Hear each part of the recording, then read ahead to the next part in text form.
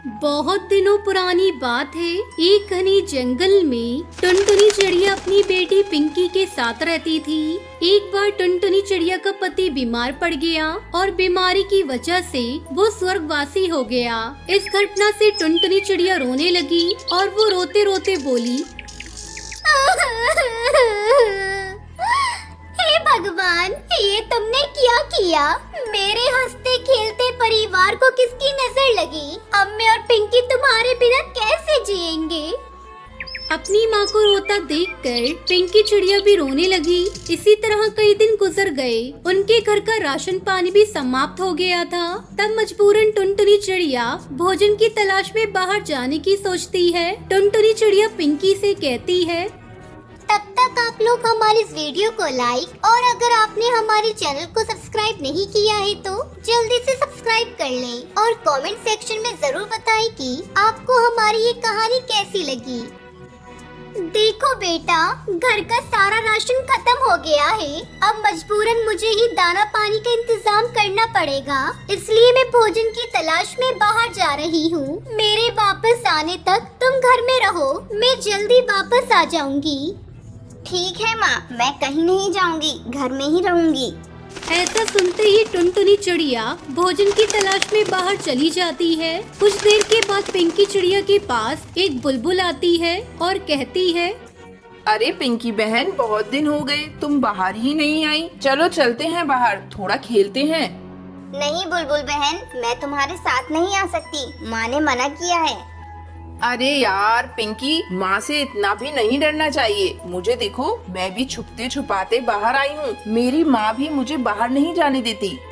पिंकी को बुलबुल की बातों से हौसला आता है और वो दोनों खेलने के लिए बाहर जाती हैं। बाहर जाकर दोनों मस्त खेलती हैं और बातें करती हैं और इधर उधर घूमने जाती हैं। और माँ के लौटने से पहले पिंकी घर पहुँच जाती है। कुछ देर के बाद टुनटुनी चिड़िया घर लौट आती है और पिंकी से पूछती है, बेटा, आज तुम घर पर अकेली थी, तुम्हें कोई परेशानी तो नहीं हुई?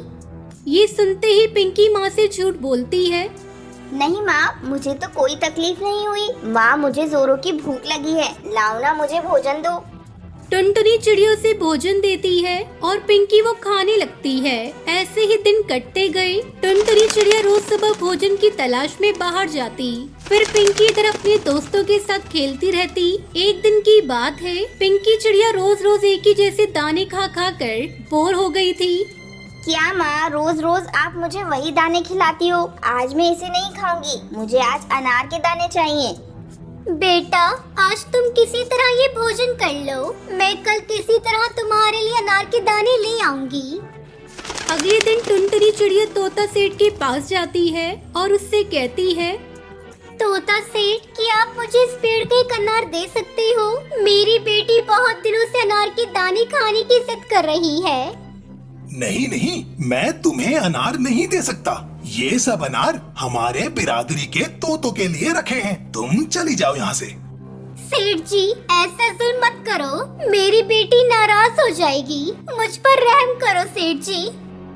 टुनटुनी चिड़िया तोते के सामने गिड़गिड़ाने लगी, ठीक है, पर इसके बदले में तुम्हें एक काम करना होगा। हाँ सेठ जी, मैं आपका हर काम करने के लिए तैयार हूँ, बस मुझे एक अनार दे दीजिए। ठीक है, इस पेड़ के नीचे जो कांटे पड़े हैं वो तुम्हें यहाँ से हटाने होंगे, तभी तुम्हें अनार मिलेगा। इतना सुनते ही टुनटुनी चिड़िया पेड़ की निचली टहनी की तरफ पहुंच गई। वहाँ बहुत सारे कांटे पड़े हुए थे। टुनटुनी चिड़िया एक एक करके उन्हें हटाने लगी। टुनटुनी चिड़िया वो कांटे अपनी चोंच में पकड़कर दूर ले जाती और इस तरह से कुछ समय में सभी कांटे वो साफ कर देती है। लेकिन ये काम करते करते उसे बहुत सारे कांटे चुभ जाते हैं और वो जख्मी हो जाती है। कुछ देर के बाद वो अनार लेकर अपने घर पहुँचती है। पिंकी बेटा, तुम्हारे लिए मैं आज अनार ले आई हूँ, तुम्हें चाहिए थे ना? पिंकी चिड़िया वो अनार के दाने खाने लगती है और इधर कांटे चुभने की वजह से जख्मी टुनटुनी चिड़िया की तबीयत खराब हो जाती है और वो अपनी बेटी से कहती है, बेटा, मुझे माफ कर दो, मैं आज के दिन ही तुम्हारे लिए अनार ला सकी। अब मेरे चलने का समय आ गया है, तुम अपना ख्याल रखना और जो मिले उसे खा लेना। ऐसा कहकर टुनटुनी चिड़िया अपनी आंखें हमेशा के लिए बंद कर लेती है और पिंकी बेचारी हमेशा के लिए अनाथ हो जाती है। बरसात का मौसम था।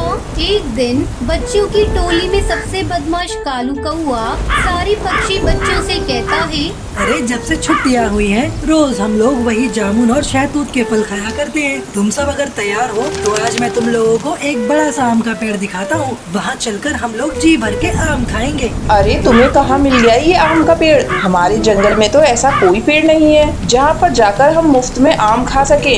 अरे तुम लोग चलो तो सही, वो पेड़ थोड़ा दूर जाकर है, लेकिन उस पर बहुत स्वादिष्ट और बड़े बड़े आम लगे हुए हैं। तुम उस जंगल के सुनसान इलाके में पड़ने वाले आम के पेड़ की बात तो नहीं कर रहे हो? ना बाबा ना, हम लोग वहाँ नहीं जाने वाले। मेरी माँ ने वहाँ जाने से मना किया है।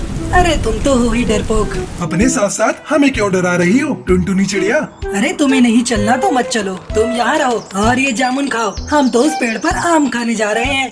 सारे पक्षी कालू की बात से सहमत हो जाते हैं और सुनसान स्थान पर लगे हुए उस आम के पेड़ पर आम खाने चले जाते हैं। अरे वाह कालू, तुम तो सच कहते थे। इस पेड़ पर तो बहुत सारे आम लगे हैं। अब हम लोग रोज यहाँ पर आम खाने आया करेंगे। पक्षियों की बात सुनकर उस पेड़ पर रहने वाले जादूगर की नींद टूट जाती है।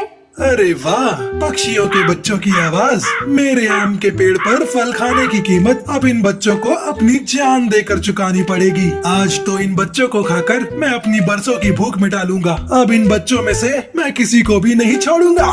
दुष्ट जादूगर पक्षियों के बच्चों पर हमला करने ही वाला होता है कि तभी हरिया काका वहाँ से गुजरते हैं। अरे बच्चों, तुम लोग इस पेड़ पर बैठकर क्या कर रहे हो? क्या तुम्हारे माता पिता ने तुम्हें नहीं बताया कि इस पेड़ से आम खाना मना है? चलो जाओ यहाँ से। हरिया काका को वहाँ देखकर सारे पक्षी बच्चे डर जाते हैं और तुरंत वहाँ से उड़ जाते हैं। ये कैसे हो सकता है? मेरे इतने करीब आकर मेरा शिकार मेरे हाथों से निकल गया। इन बच्चों की महक मेरी भूख को और भी बढ़ा रही है। अब मैं इन बच्चों को खाए बिना नहीं रह सकता। कोई उपाय तो ढूंढना ही होगा। इसके बाद दुष्ट जादूगर बच्चों को शिकार करने के लिए एक उपाय सोचता है। अगले दिन जादूगर एक साधारण कौवे का भेष बदलकर जंगल में आम बेचने आता है। आम ले लो आम, ताजे ताजे आम, मीठे रसीले आम। मेरे आम इतने ताजे और रस भरे हैं कि जो इन्हें एक बार खाता है वो दोबारा खाए बिना रह नहीं पाता। आम बेचने वाले कौवे की आवाज सुनकर सबसे पहले बंटी कबूतर बाहर निकलता है। अरे आम बेचने वाले, तुम्हारे आम तो वाकई बहुत बड़े और रसीले लग रहे हैं। ऐसा लगता है जैसे तुम उसी पेड़ से तोड़कर ये पीले आम लाए हो। बंटी कबूतर उस जादूगर की बातों में आ जाता है और जैसे ही वो उस आम को खाता है वो जादूगर के वश में आ जाता है। एक शिकार का इंतजाम तो हो गया, बाकी के शिकार को और ढूंढना है। मैं किसी को भी नहीं छोड़ूंगा। तुम सबको चुन चुन के अपने आम के पेड़ पर ले जाऊंगा। इसके बाद बंटी कबूतर सम्मोहित होकर खुद ही उस आम के पेड़ के पास जाने लगता है। थोड़ी दूर जाने पर इससे पहले कि कोई और पक्षी मुझे देखे, जल्दी जल्दी उन बच्चों को ये आम खिला देता हूँ और पकड़कर अपने पेड़ पर ले जाता हूँ। तभी जादूगर को टुनटुनी चिड़िया अपने घर के बाहर खेलती हुई दिखाई पड़ती है। अरे आओ आओ छोटी चिड़िया, तुम्हें भी आम बहुत पसंद है ना? लो मेरे आम खाकर देखो। नहीं नहीं, मेरे पास आम खरीदने के लिए पैसे नहीं है। मुझे तुम्हारे आम नहीं चाहिए। तुम्हारे जैसे छोटे छोटे बच्चों को मैं मुफ्त में आम देता हूँ। मैं तुमसे पैसे नहीं लूंगा। आओ मेरे पास आम देखो कैसा है। नहीं, मैंने कहा ना, मुझे आम नहीं चाहिए। मेरी माँ ने अजनबी पक्षियों से कुछ भी लेने को मना किया है। बड़ी जिद्दी है ये चिड़िया, लगता है ऐसे नहीं मानेगी। इतना कहकर वो अपने जादूगर रूप में आ जाता है। मैंने कहा ना, जल्दी से आम खा ले। खा जल्दी से, जल्दी खा। जादूगर जबरदस्ती टुनटुनी चिड़िया के मुंह में आम का टुकड़ा डाल देता है, जिसके बाद वो भी सम्मोहित होकर वहाँ से आम के पेड़ की ओर उड़ जाती है। इसी तरह वो दुष्ट जादूगर बारी बारी से जंगल के सभी पक्षियों को वश में करके अपने आम के पेड़ पर ले जाता है। कुछ देर बाद जंगल में अपने बच्चों को गायब पाकर सारे पक्षी रोने लगते हैं। अरे देखो पक्षियों, एक साथ इतने सारे बच्चों के गायब होने के पीछे जरूर कोई बड़ी वजह है। आज आज दोपहर को मैंने एक आम बेचने वाले को देखा भी था जो बच्चों को मुफ्त में आम बांट रहा था। अब मुझे लगता है उस आम बेचने वाले जादूगर के आने के बाद से ही बच्चे गायब हुए हैं। हे भगवान, कहीं वही आम के पेड़ पर रहने वाला दुष्ट जादूगर ही तो हम सभी के बच्चे को नहीं ले गया। इसके बाद सभी पक्षी उस आम के पेड़ के पास पहुंचते हैं जहां पर आम की जगह उनके बच्चे पेड़ पर लटके हुए दिखाई पड़ते हैं। सभी पक्षी अपने बच्चों के ऐसी हालत में देखकर रोने लगते हैं। अगर अपनी जान प्यारी है तो सब के सब चले जाओ, वरना तुम्हारे बच्चों के साथ साथ आज तुम लोग भी मारे जाओगे। देख, इन मासूम बच्चों को जाने दे और इस जंगल को छोड़कर चला जा, नहीं तो आज मैं तुझे नहीं छोड़ने वाला। अगर तू मुझे कैद करेगा तो तू भी मारा जाएगा। चला जा यहाँ से, ये बच्चे मेरे शिकार हैं। जादूगर की बात सुनकर हरिया काका एक लाल रंग का धागा पेड़ पर बांध देते हैं। इससे जादूगर चीखने लगता है। अरे अंकल, इन जादूगर अंकल को मत मारिए, ये तो बहुत अच्छे अंकल हैं। इन्होंने हमें मीठे मीठे आम भी खिलाए। बच्चों की मासूम बात सुनकर जादूगर को अपने किए पर बहुत पछतावा होता है और वो माफी मांगकर सभी पक्षी बच्चों को आजाद कर देता है। सभी बच्चे भी और सभी पक्षी जादूगर को धन्यवाद करते हैं और वहाँ से चले जाते हैं और खुशी खुशी रहने लगते हैं।